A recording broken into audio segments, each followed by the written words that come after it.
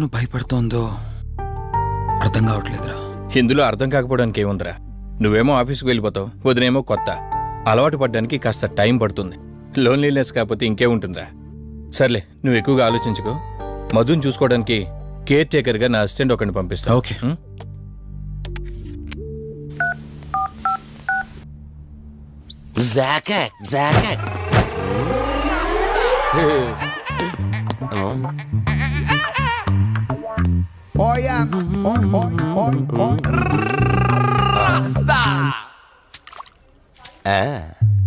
Rose rose rose rose piece అదిరిపోయింది. Sister, yes I love you. తరేకే style. I love you brother. Sister ఏం అన్న, నువ్వే ఏం రాస్కా.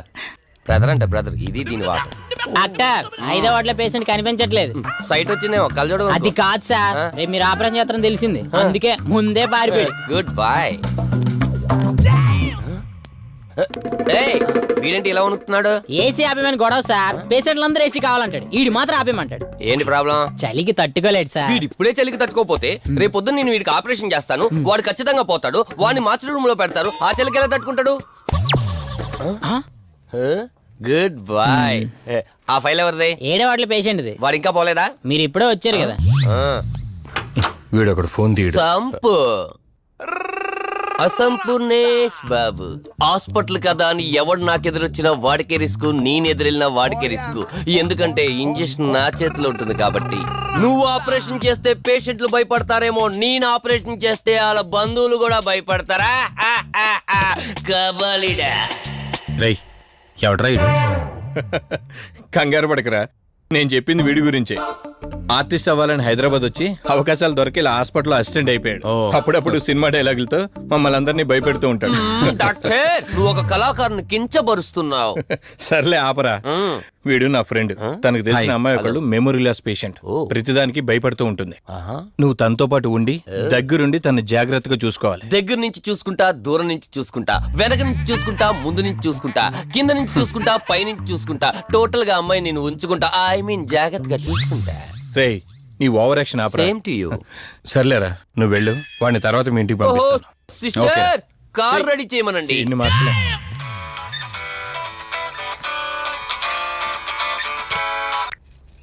చెప్పు కార్తిక్. వదినా, మధుని చూసుకోవడానికి ఒక కేర్ టేకర్ వస్తున్నాడు. మధుని పరిచయం చేయి. బై ది వే, ఆడికి కొంచెం ఎక్స్ట్రాలు ఎక్కువ, ఆడితో జాగ్రత్త. వచ్చినట్టున్నాడు, నేను వెళ్ళి చూస్తాను. ఓకే.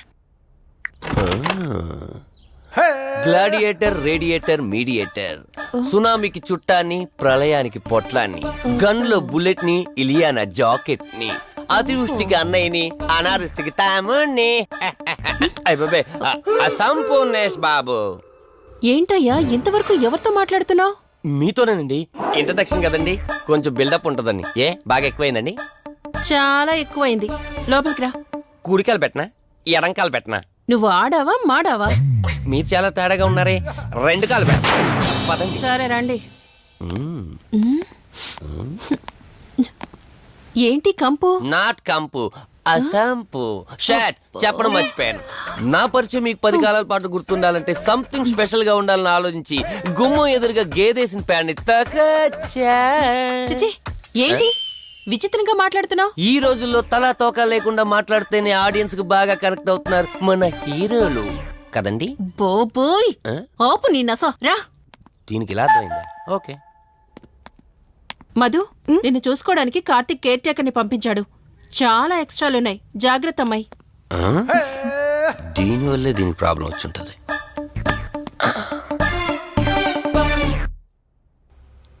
మధు అంటే నువ్వేనా? అసంపు. ఓ, నీ ఫేస్ చూస్తుంటేనే అర్థమవుతుంది నీ గుండెల్లో భయం టన్నులు కొద్దుందని. Don't worry, I am here, no fear. ఇప్పటి వరకు ఒక లెక్క, ఇప్పటి నుంచి ఇంకొక లెక్క. భయం దానెబ్బ, దానికి రక్త చరిత్ర, మరో చరిత్ర కలిపి చూపించేస్తా. వీడిలాగే అరుస్తూ ఉంటాడు, నువ్వు ఇక్కడ ఉంటే దడుచుకుంటావు. రారా. ప్రతి దాంట్లో ఎంటర్ అయిపోతుంది. ఫ్రెష్ అయ్యి వస్తాను. వీలుంటే కలిసి లంచ్ చేద్దాం. నాకు నాన్ వెజ్ బాగా ఇష్టం, వండమని చెప్పండి.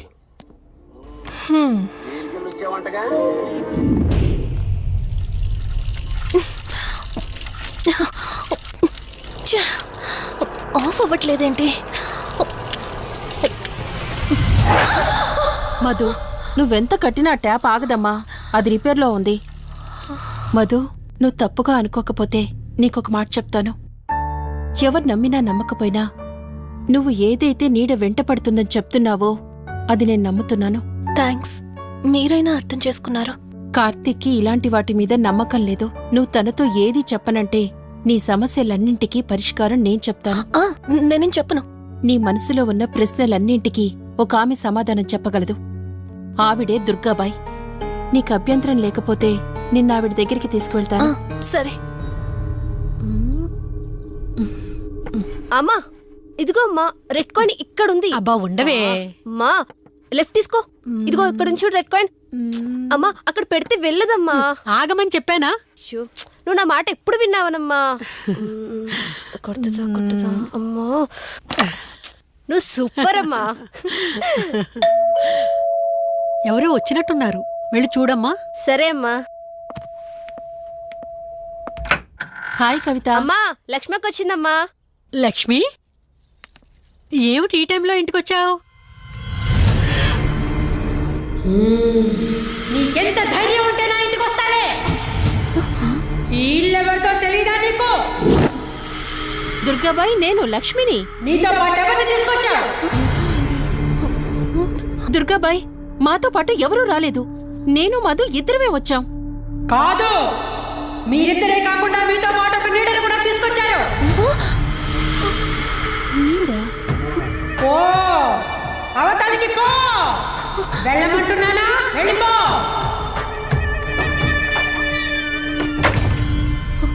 దుర్గాబాయ్, కళ్ళున్న వాళ్ళెవరూ కూడా నన్నొక నీడ వెంటాడుతుందని నేనెంత చెప్పినా నమ్మడం లేదు.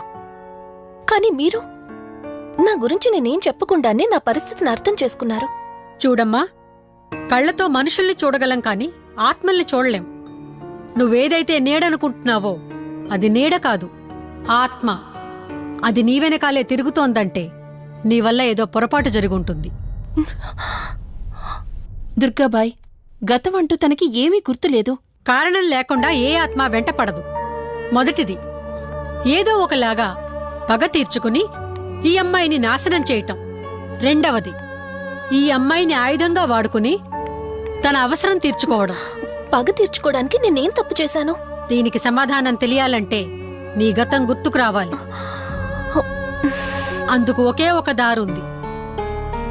ఆ ఆత్మని బంధించి నీ గతమేమిటో తెలుసుకోవాలి.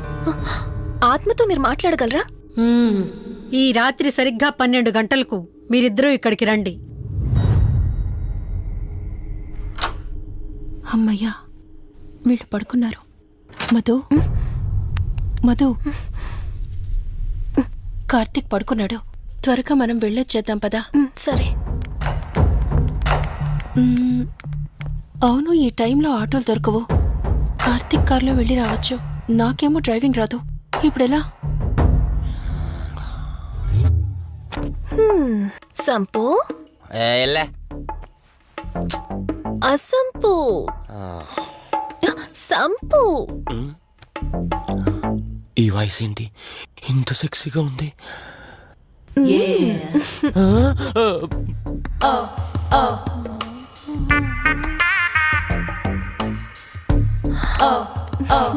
సంపు, నీకు కార్ డ్రైవింగ్ వచ్చా? వచ్చా, వచ్చు. అలా బయటికి వెళ్దాం, వస్తావా? నన్నే? అవును, నిన్నే. ఏ రావా? ఒక్క నిమిషం. ఒరే, నువ్వు మార్నింగ్ ఇచ్చిన పర్ఫార్మెన్స్ కి తనకి ఎక్కడో టచ్ అయినట్టుంది. అందుకే డ్రైవింగ్ రమ్మంటుంది. నీకెక్కడో సుడుంది, అది నీకు మాత్రమే తెలుసు. ఏంటి, ఏం మాట్లాడవా? ఈ టైంలో ఎక్కడికి? ట్యాంక్ బండ్కా? చెప్తాను గాని రావా? నువ్వు పిలవాలి గాని శ్మశానకైనా వచ్చేస్తా. ఒక నిమిషం, డ్రెస్ చేంజ్ చేసుకుని వస్తా. కంగారులో లేడీస్ స్ప్రే కొట్టుకున్నాం, ప్రాబ్లం రాదుగా. ఎవరికి తెలుస్తుంది? అయినా డ్రైవింగ్ నేర్చుకోవడం ఎంత మంచిదైందో.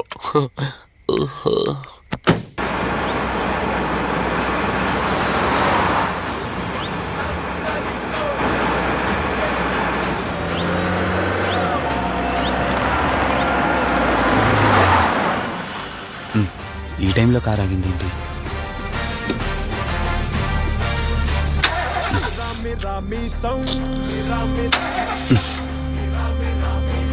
ఛే.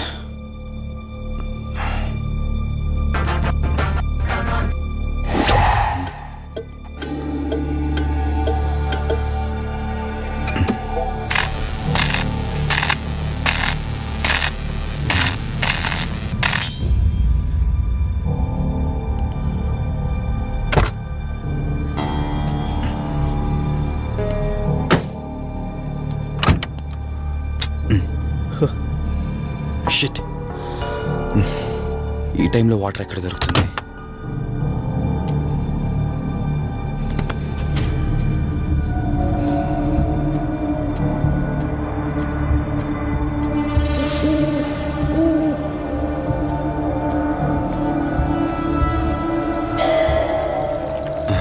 Thank God.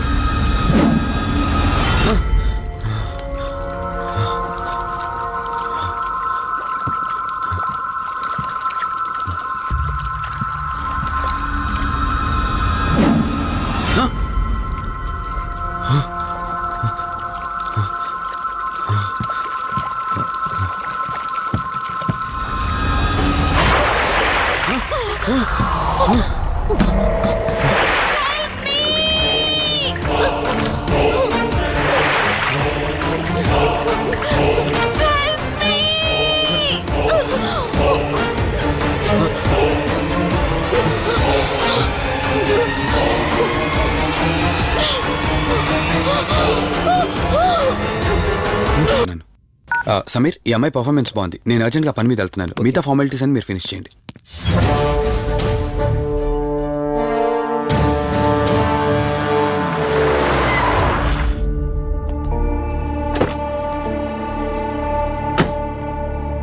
అంకుల్, నేను చెప్పాను కదా, నా ఫ్రెండ్ కార్తీక్.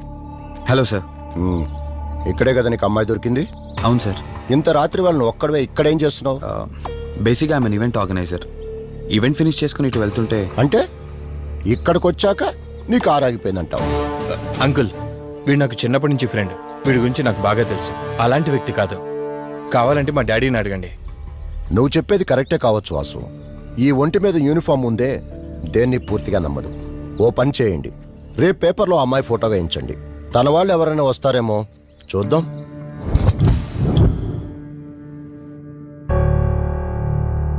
మీ ఫోటోనే. మీరు గతం మర్చిపోయారు కదా, మీకు సంబంధించిన వాళ్ళు ఎవరైనా వస్తారేమో అని చిన్న ప్రయత్నం.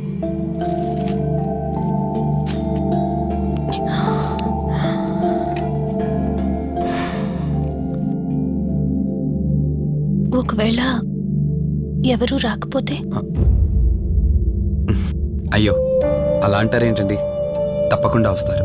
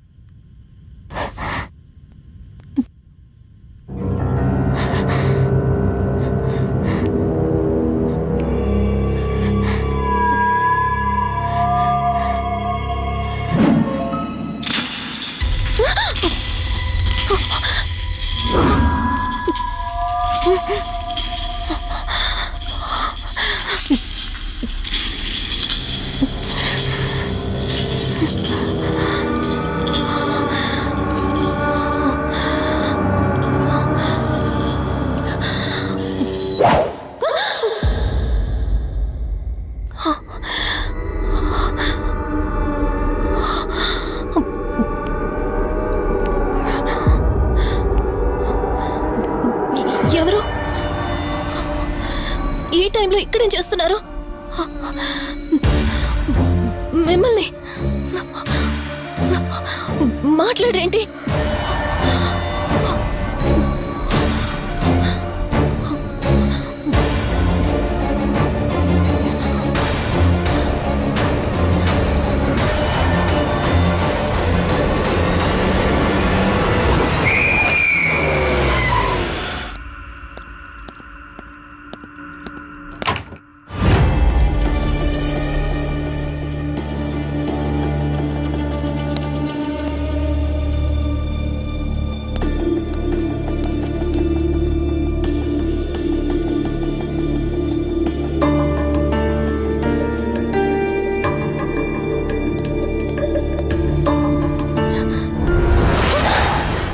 ఏయ్, నేను కార్తిక్ని.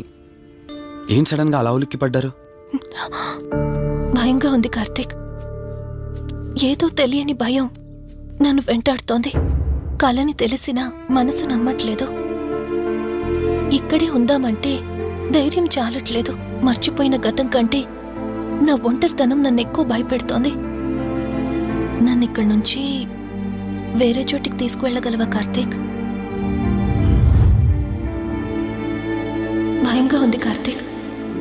మర్చిపోయిన గతం కంటే నా ఒంటరితనం నన్ను ఎక్కువ భయపెడుతోంది. నన్ను ఇక్కడి నుంచి వేరే చోటికి తీసుకువెళ్ళగలవా కార్తీక్? రే, నీకేమైనా పిచ్చా? ఆ అమ్మాయిని ఇంటికి తీసుకెళ్తానంటేవేంటి? ఆ అమ్మాయి ఎక్కడి నుంచి వచ్చిందో ఎవరో కూడా తెలీదు. రేయ్, తను ఎవరు ఏంటని కాదురా. నువ్వైతే డాక్టర్గా తనని ట్రీట్ చేసి డిశ్చార్జ్ చేస్తావు. ఆ తర్వాత తను ఎక్కడికి వెళ్తుంది? ఇప్పటికే పేపర్లో యాడ్ ఇచ్చి చాలా రోజులవుతోంది. వాళ్ళ బంధువులంటూ ఇప్పటికొచ్చి ఒక్కరు రాలేదు. నువ్వు కూడా బంధువు కాదు కదరా, అనవసరంగా రిస్క్ తీసుకోకు. చూడు, నేను సిఐతో మాట్లాడతాను. రేపే అమ్మాయిని స్వచ్ఛంద సంస్థలోనే జాయిన్ చేస్తారు. ఆ తర్వాత ఏం చేయాలన్నది కూడా వాళ్ళే ఆలోచిస్తారు. ఇందాక నువ్వు అడిగావే బంధువా అని. హెల్ప్ చేయడానికి ఎటువంటి బంధం అవసరం లేదురా. ఆ రోజు ఆ అమ్మాయి నా చేయి పట్టుకున్నప్పుడు కొన్ని వందల ప్రశ్నలు పుట్టేరా. కానీ ఎప్పుడైతే ఆ అమ్మాయి కళ్ళలోకి చూశానో ఆ ప్రశ్నలన్నీ మాయమైపోయాయి. ఇలాంటి పరిస్థితుల్లో అమ్మాయిని ఒంటరిగా వదిలేసి చేతులు దులుపుకోవడం నాకు ఇష్టం లేదురా. రే, ఫ్రెండ్గా చేయగలిగితే నాకు హెల్ప్ చేయి. ఆ సీఏతో మాట్లాడి ఎటువంటి ప్రాబ్లం రాకుండా చూసుకో.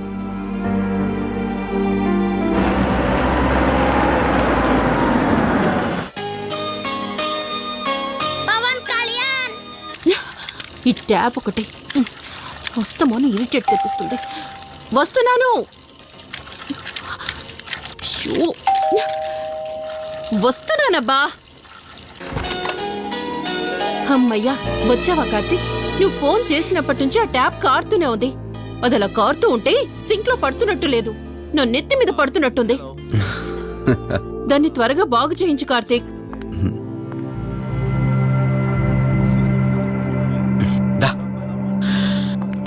నేను చెప్తూ ఉంటానే, తనే మా వదిన. అన్నయ్య ఎప్పుడు ఫుల్ బిజీగా టూర్స్ తిరుగుతుంటాడు, కానీ మా వదిన మాత్రం నన్ను సొంత కొడుకులా చూసుకుంటుంది.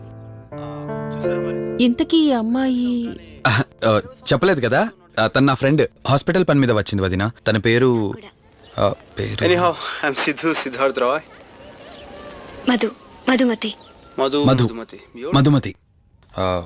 కొన్ని రోజుల పాటు మన ఇంట్లోనే ఉంటుంది. సరే, తనను పైకి తీసుకువెళ్ళి రూమ్ చూపించు. సరే, నువ్వు వెళ్ళమ్మా. రా.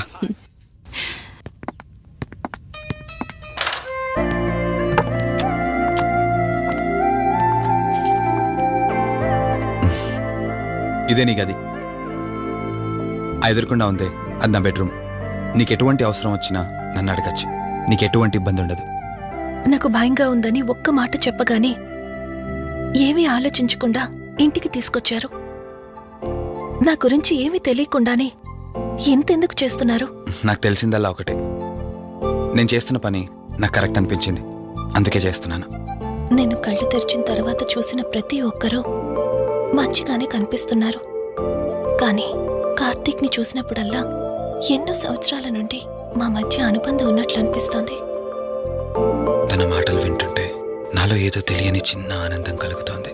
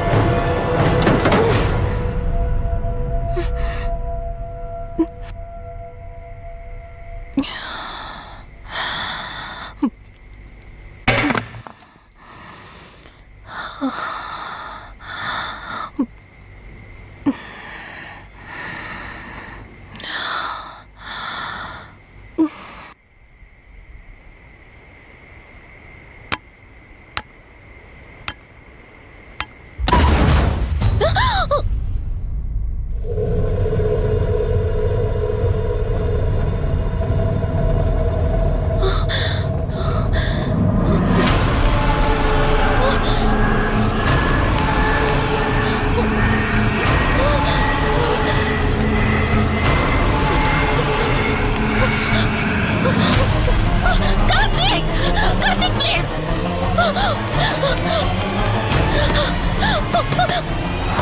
Karthik! Open the door! Karthik! Karthik! Karthik, open the door! Madhu Madhu ఏమైంది మధు? అటు చూడు! మధు ఏమైంది మధు? అటు చూడు! చూశాను, అక్కడేం లేదు. కావాలంటే నువ్వు చూడు. మళ్ళీ చూడు!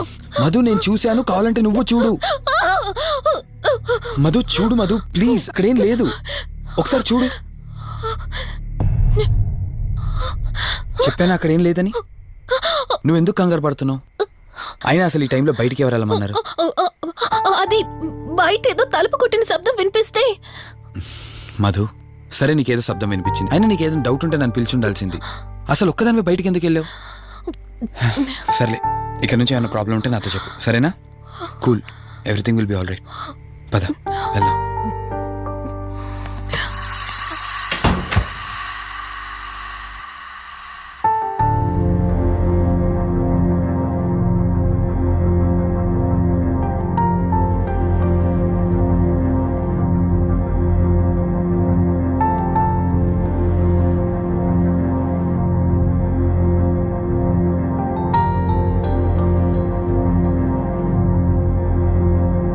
It's okay.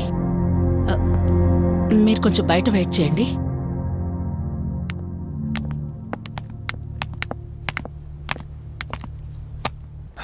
ఎలా ఉంది డాక్టర్? టెస్ట్లన్నీ చేశాను. Mental status, calcium levels and liver troubling, ఎందులోనూ ఎలాంటి ప్రాబ్లం అయితే కనపడలేదు. రిపోర్ట్స్ అన్నీ నార్మల్గానే ఉన్నాయి. మరి ఎందుకు భయపడుతున్నట్టు డాక్టర్? అదే నాకు అర్థం కావడం లేదు. లాస్ ఆఫ్ మెమరీ పేషెంట్స్ని చాలా మందిని చూశాను, బట్ షీఈస్ డిఫరెంట్. ప్రస్తుతానికి కొన్ని మెడిసిన్స్ అయితే రాసిస్తాను, షూర్. వాడి చూడండి. డెవలప్మెంట్ ఉంటే ఓకే, లేదంటే ఫర్దర్ ట్రీట్మెంట్ ఏంటన్నది తర్వాత ఆలోచిద్దాం. Okay doctor.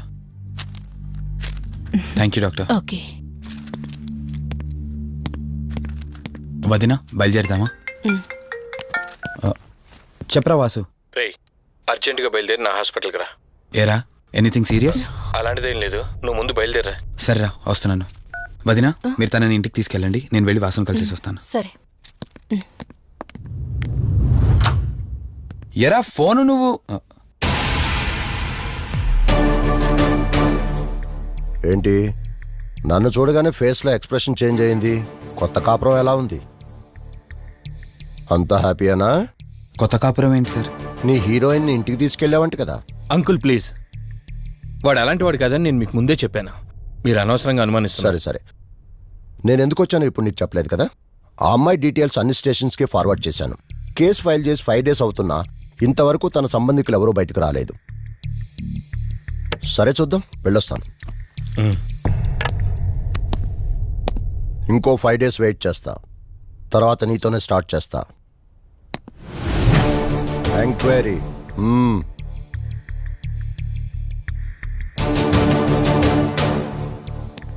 అయినేంట్రా నా మీద డౌట్ పడుతున్నాడు? అందుకే ఈ పోలీసులో ఎంక్వైరీలు వద్దన్నాను. నువ్వు చేస్తున్న పనికి పోలీసు వాళ్లే కాదురా, ఎవరైనా అనుమానిస్తారు.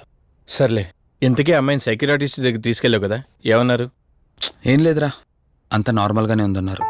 టాబ్లెట్స్ రాసిచ్చారు, వాడమన్నారు. కానీ ఎందుకు